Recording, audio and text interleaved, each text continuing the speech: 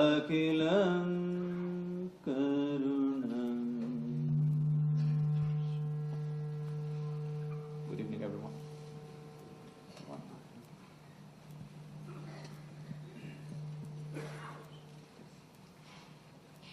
Good evening, everyone. Nobody's saying anything. No, they're all here, but they're very silent. They're all waiting for it all to begin. And let me tell you, I have to confess, as I came on, before this I was quite relaxed, but as I've come onto the stage, my heart is beating really fast. So while Guruji was praying, I was saying to myself, I must be relaxed. This is the time. When I'm with my Guru, I must be relaxed. This is it. So yes, I will calmly begin by thanking you, Sadhguruji, for giving me this opportunity to be in conversation with you. Isha Foundation, thank you very much. I thought when you're talking about of love and life, heart beating is a good thing. Yes, it is a good thing. It shows I'm alive and in love and about to begin this conversation.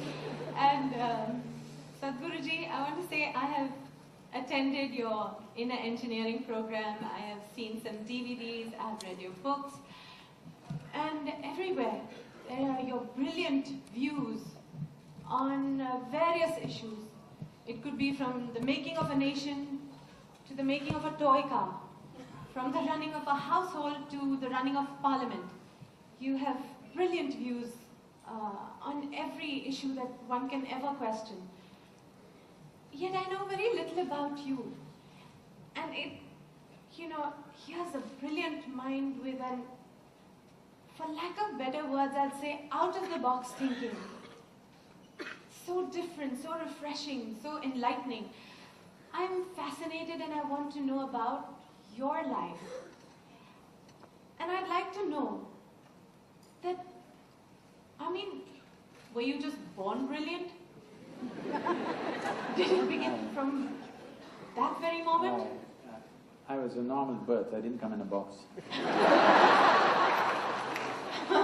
my mother had a normal child. No, I'm from the movies and I can't help thinking, was it like it is in storybooks, that a venerable sage came to your home and when he looked at your mother he said, there is going to be born a guru. Rejoice! He will lighten his own path and that of others. You also going like this? No, but was it like that? Or how was it? How was your childhood?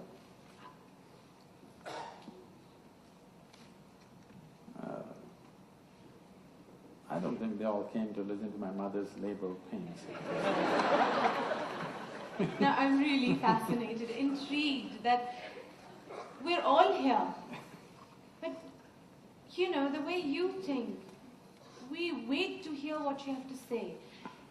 We've all been little children and we've all grown up, but we've grown up and been educated in schools, but I find our way of thinking, our way of being very conditioned, like almost systematized. Whereas, so where did it all begin?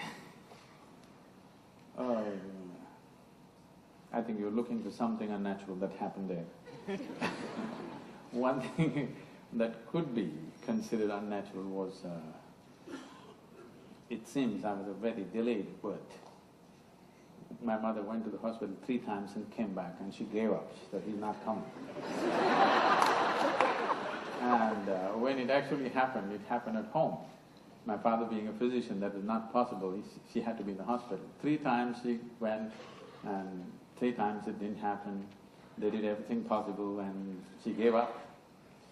So it happened at home. So that's the only reasonably unnatural thing. Everything else was natural birth. I didn't come in a box and I refused to be educated. So, the question that you're asking is, do people grow up and blossom? Or are they brought up by somebody? You will see the general expression is, I was brought up in this place, I was brought up in that way. Especially in the West you will see, I was brought up Christian, I was brought up Jewish. These are very common words. I think it's absolutely ridiculous and humiliating that a human being has to be brought up You bring up cattle, okay? You don't bring up a human being. A human being is supposed to blossom by his own nature. That is why he is on the top of the pile, at least on this planet in the evolutionary scale. And most human beings don't seem to understand that, or they're not allowed to understand that by a whole lot of people. And they need to be brought up. Bringing up means somebody is molding you. Molding means it's a predetermined shape. No flower that blossoms is the same way as another one which blossomed yesterday. But a mold means it's always going to be the same. If you make a mold, the idea of making a mold is that we want to have the same form again and again and again. Right now, generally, that seems to be the work, unfortunately, of the current education system, the so-called religions that are operating in the world, and of course the family. They want you to be in a certain mold. They don't want you to blossom like a wildflower, because they're afraid of anything fresh happening among them. They want something that is familiar. They don't want something unfamiliar to be born among them. So, if you have succumbed to that system, then yes, you've been molded into a certain form.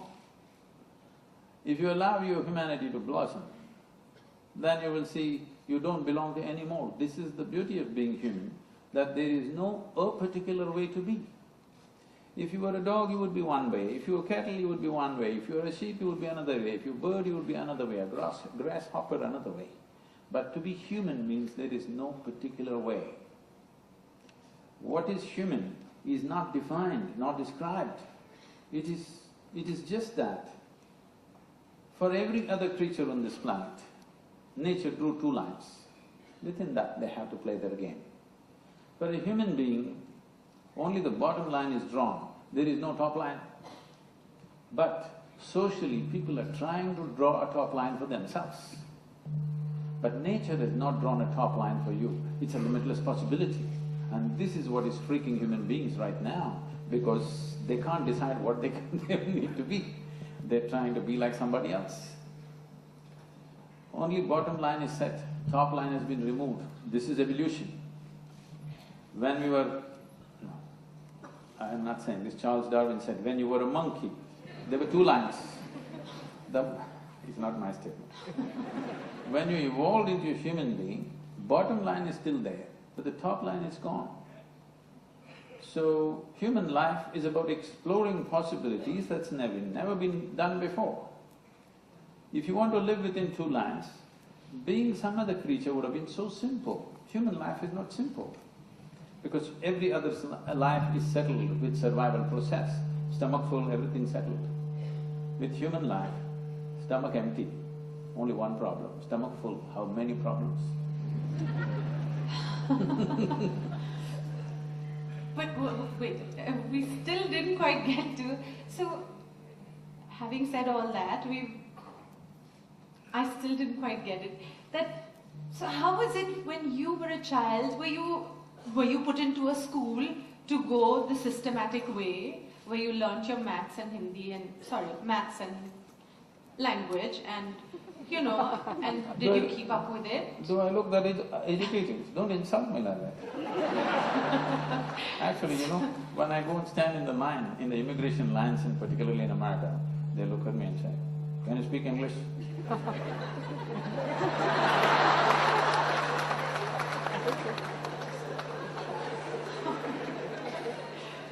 Because I have that uneducated look, it's not easy.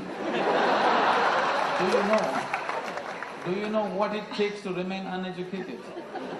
Education is just 20 years of going somewhere and getting one certificate. To remain uneducated, it's very difficult.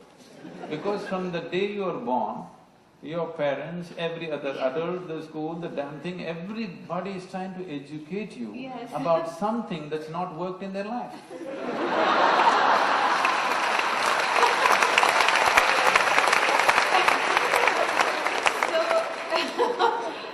To be as brilliant as you are, so shall we go to school or shall we not?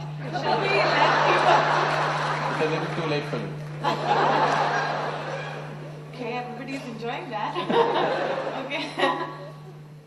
So Sadhguruji, You should have asked this question when you were 5. Shall I go to school or not? I did. I asked it. They tried to send me to school when I was 3.5. I asked the question halfway to school and I did not go to school, I went somewhere else. I'd love to know, so what happened then? This was, they tried to send me to school when I was 3.5 because I was a little too much at home. That's with a lot of children, you don't know what to do with them, so you say, So they put them sent into me to play. school. So this maid will walk me about 3/4 of a kilometer or a kilometer to the school, and I made a deal with her. You just leave me at the gate. The deal with my mother that she has is, I must hand me over to the teacher and come. I made a deal with her, you must leave me at the gate. No way you're going to step into my school. So she leaves me at the gate, and then I go into very scientific exploration. For about 7 months, I must have been 3.5, a little more than that. I spent 7 months in a huge, like a Grand Canyon-like valley, exploring biology and all kinds of things. I gathered all kinds of creatures, from tadpoles to this and that. Actually, it was… later on I realized it was just a big gutter. But at that time I thought it was Grand Canyon, it was so full of life. It kept me engaged for 7 months. Only after 7 months they discovered that I've been on a scientific study. Stop it. This is true. You were… Okay, sorry, of course it's true.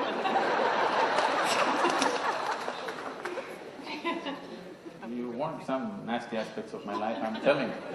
So let's move on to something else. Okay, alright.